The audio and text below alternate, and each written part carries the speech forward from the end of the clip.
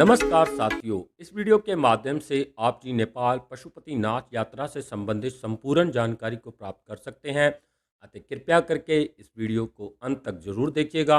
मैंने अपनी नेपाल यात्रा की शुरुआत दिनांक 5 अप्रैल 2024 को दिल्ली के आनंद विहार रेलवे स्टेशन से चलने वाली अमृत भारत एक्सप्रेस से की, जिसके माध्यम से मैं 6 अप्रैल 2024 को सुबह 9 बजे के करीब रक्सौल पहुंच गया। रक्सौल रेलवे स्टेशन पर यात्रियों की सुविधा हेतु डोरमेट्री और भोजनालय की सुंदर व्यवस्था मौजूद है।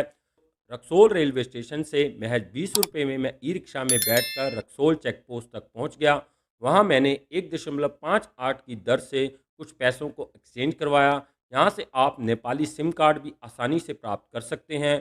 यहां से आगे मैं महज 30 नेपाली रुपीज़ में ई रिक्शा में बैठकर बीरगंज बस पार्क पहुंच गया। वहां पहुंचकर मुझे पता चला कि बसें रात 9 बजे तक उपलब्ध रहती हैं, परंतु वह टाटा सुमो की अपेक्षा अधिक टाइम लेती हैं। इसलिए यात्रीगण सुबह टाटा सुमो में ही जाना पसंद करते हैं। टाटा सुमो दोपहर 2 बजे तक ही उपलब्ध रहती हैं, जिनमें आपको 800 नेपाली रुपीज़ भाड़ा लगता है, जबकि बस में आपको 900 से 1000 रुपये नेपाली भाड़ा देना पड़ सकता है। टाटा सुमो के माध्यम से मैं शाम को तकरीबन 4 बजे के आसपास काठमांडू के बलखू पहुंच गया। वहां से मैं महज 50 नेपाली रुपीस में नेपाल सिटी बस में बैठकर पशुपति गौशाला धर्मशाला पहुंच गया। वहां के अधिकारियों ने मुझसे बड़े ही आराम से बात की और मेरे आधार कार्ड की फ़ोटो कॉपी प्राप्त कर मुझे 600 नेपाली रुपीस में डबल बेड वाला रूम अलॉट कर दिया। सिंगल बेड वाला रूम खाली नहीं थे, जिसके लिए उन्होंने मुझे अगले दिन 400 नेपाली रुपीस में सिंगल बेड वाला रूम अलॉट कर दिया।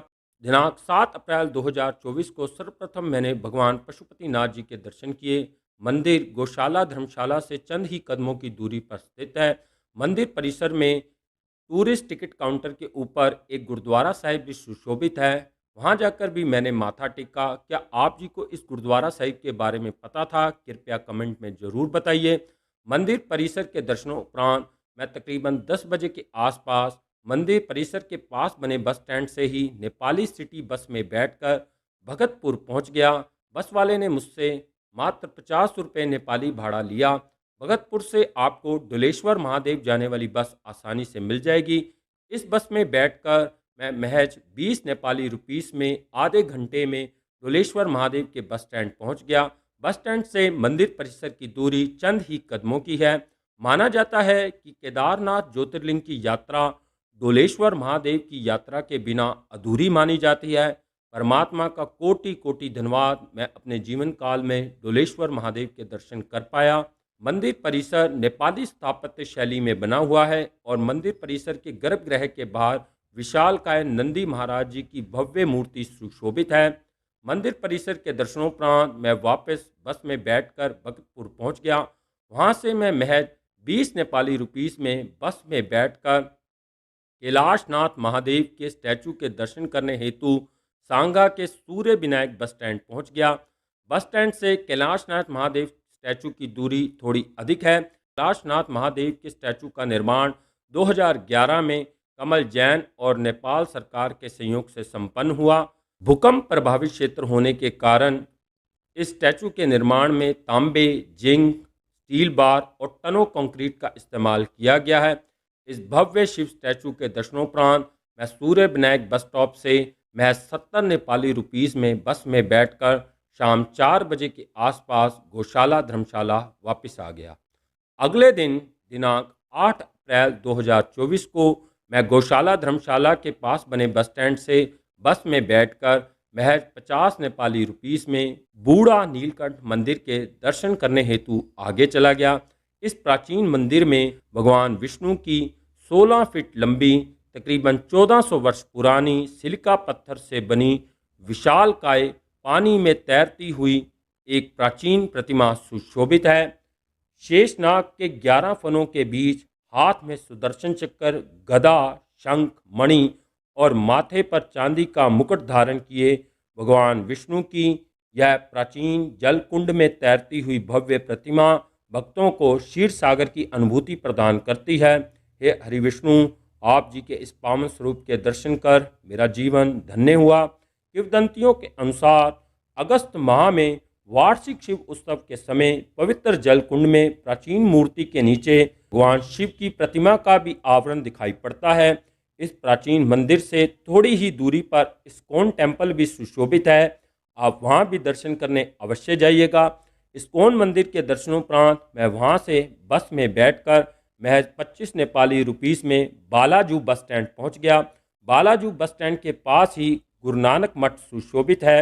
सिख धर्म के बानी गुरु नानक देव जी महाराज अपनी तीसरी उदासी के समय काठमांडू पधारे थे तो वह इसी स्थान पर आकर रुके थे। उनके वहाँ पद चिन्हों के निशान और एक भव्य पुरातन पीपल का वृक्ष भी मौजूद है।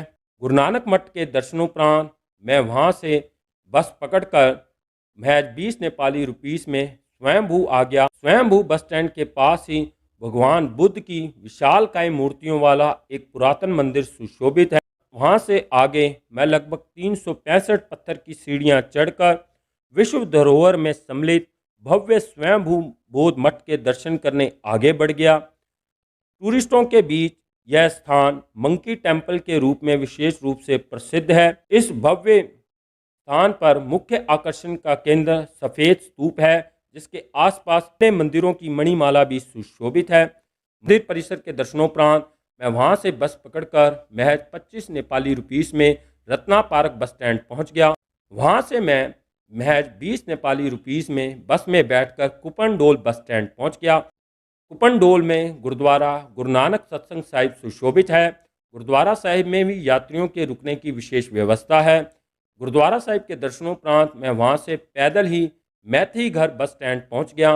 वहां से मुझे गौशाला जाने वाली बस आसानी से मिल गई, जिसके माध्यम से मैं महज 25 नेपाली रुपीस में गौशाला धर्मशाला पहुंच गया और वहां से मैं फिर से पशुपतिनाथ जी के दर्शन करने मंदिर परिसर चला गया। सोमवती अमावस्या के दिन दिनांक 8 अप्रैल 2024 को मैंने रात्रि में बागमती रिवर पर भगवान पशुपतिनाथ जी की होने वाली भव्य आरती के दर्शन किए और वापस दर्शनोपरांत मैं अपने रूम में आ गया। अगले दिन दिनांक 9 अप्रैल 2024 को मैंने पशुपतिनाथ जी के सुबह सुबह पुनः दर्शन किए और वहां से मैं वापस भारत लौटने हेतु 50 नेपाली रुपीस में बस में बैठकर बलखू पहुंच गया। बलखू से मैं टाटा सुमो में बैठकर तकरीबन 4 बजे के आसपास रक्सौल जंक्शन पहुंच गया। रक्सौल जंक्शन से रात को चलने वाली ट्रेन के माध्यम से मैं वापस अब भारत अपनी मंगलमय यात्रा को संपन्न कर लौट आया।